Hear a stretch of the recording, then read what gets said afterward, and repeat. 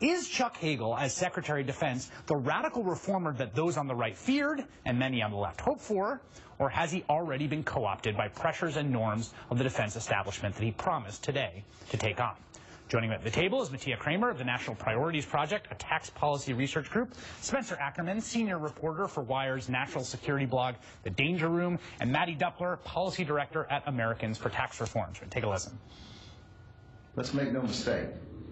The modernization of the Department of Defense is a matter of some urgency. In fact, it could be said that it's a matter of life and death, ultimately, every American.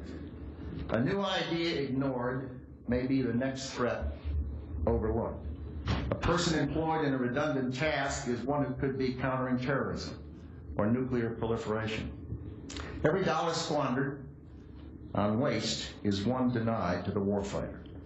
That's why we're here today, challenging us all to wage an all-out campaign to shift Pentagon's resources from bureaucracy to the battlefield, from tail to the tooth. Some might ask, how in the world could the Secretary of Defense attack the Pentagon in front of its people?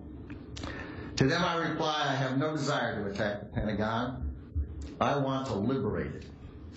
We need to save it from itself.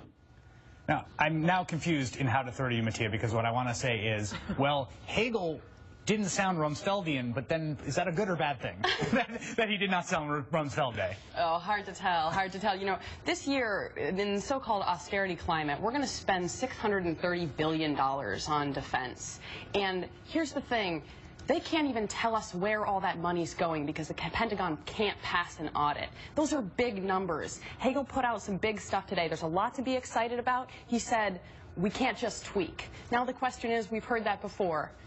Are we now just going to see tweaks, or are we going to see the real change that he just gestured at?